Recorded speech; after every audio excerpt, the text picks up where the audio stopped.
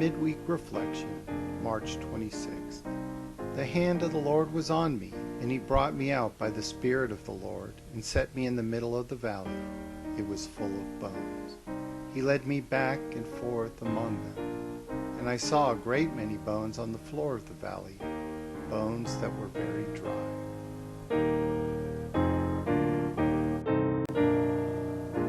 I look out the window behind us, where people on the street are walking along as if it were an ordinary day. A man opens the door of a tiny cafe across the street with his bare hand and goes inside. I can't help but to think back now on the world as it was just a few weeks ago, before social distancing. Was it closer then? It did not have a name, but still there was an epidemic. There was loneliness and despair, emptiness, addiction, desperation, depression, and isolation. Out there, on the fringes of society, in the streets, the mobile homes, the slow decay of the small towns and the house across the street where the blinds were never opened, and no one knew its name. Jesus, once more deeply moved, came to the tomb. It was a cave with a stone laid across the entrance. "Take away the stone," he said. "But Lord," said Martha, the sister of the dead man, "by this time there is a bad odor, for he's been there 4 days." At the door of the clinic, we stand looking out at two older women chatting outside the doorway, oblivious. Do I wave them away? Call out that they should get far away, go home, wash their hands, stay inside? Instead, we just stand there, awkwardly, until they move on. Because it's best to keep the door shut. The world of all those we see in the distance would never understand, should never be exposed, could never accept what they would see if we ever opened up. They still have jobs, spouses, their health, their savings, and hope. We can still pretend to be one of them from a distance. We just can't roll the stone away and let them come inside. They say our bones are dried up and our hope is gone. We are cut off. Some joggers go by. Just over a week ago, that was still me. People pass us by on the street. A few were wearing their own masks, but they are walking upright, striding along, using them as protection for themselves, not like us. Social distancing isn't a cure. It's a strategy to stop or slow the spread. We all know how it works. We've always known, as if emptiness was contagious the whole time, just like fear, loss, rejection, and shame.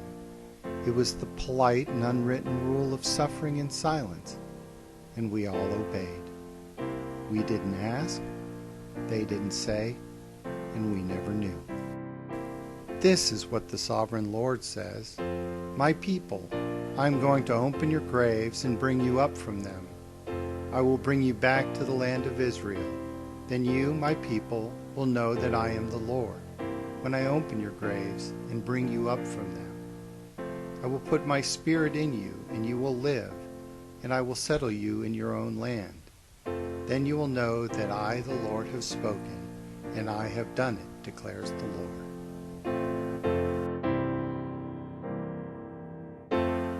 Only then do we step outside to begin the long 3-block walk home.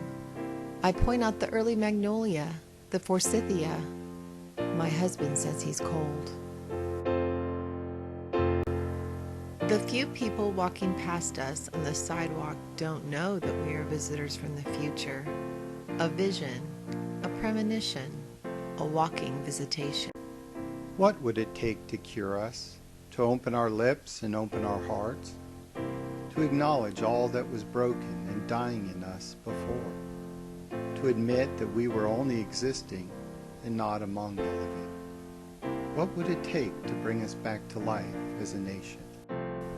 I wait for the Lord, my whole being waits. and in His Word I put my hope. Would everyone need to become frightened and isolated, desperate and overwhelmed before we recognized that it had been among us all the time? I will make breath enter you, and you will come to life. I will attach tendons to you and make flesh come upon you and cover you with skin. I will put breath in you, and you will come to life. Then you will know that I am the Lord. Is it finally okay to admit that we were afraid of being left out, left behind, unwanted, unloved, uncared for, or unable to be saved? Jesus said, "This sickness will not end in death. No, it is for God's glory, so that God's Son may be glorified through it." Did it take this big a disruption to acknowledge what had already been broken among us? Can we finally confront what we couldn't heal because we couldn't name? Put your hope in the Lord, for with the Lord is unfailing love.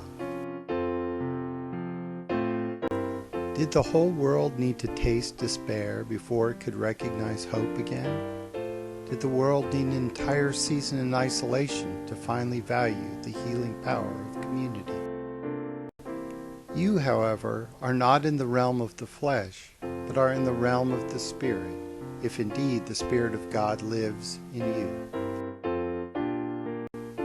If we were not alive in Christ before, could we be born again only when we saw the limitations of our ability to heal on our own? And if the Spirit of Him who raised Jesus from the dead is living in you, He who raised Christ from the dead will also give life to your mortal bodies because of His Spirit who lives in you. If we never understood Lent before and the fear that kept the disciples locked in the upper room, if we had never known the joy that carried them back into the world once Jesus came back into their lives, could we learn it now in a time like this? And breath entered them. They came to life and stood up on their feet, a vast army. Is there any other way we could have experienced how sweet the air of Easter morning must have tasted after the tomb or the locked room? I will put my Spirit in you, and you will live, and I will settle you in your own land. Then you will know that I, the Lord, have spoken, and I have done it, declares the Lord. If we never before understood the size of our inheritance, the promised land we were meant to inhabit over our horizon, and the family we didn't know existed before the season came upon us, can we know it now? Now I point out the buds about to bloom on the branches we pass. Can we see it now, how much we needed one another and missed out by not connecting more deeply before? If we had looked at our good health, our freedom, our wealth, our career, our family and home, but still felt empty, would any number of likes, followers, exclusive offers, or upgrades fill that space where God was not? If God had no other way to help us to connect, to show us that separation was not about distance, to show us that living was not the same as mere existence, if we knew all that, would we trade this season of uncertainty, prayer, longing, and separation, if in the end it turned out to be preparation for an eternity of healing, community, acceptance, and peace in the season that followed? And we know that in all things God works for the good of those who love Him, who have been called according to His purpose.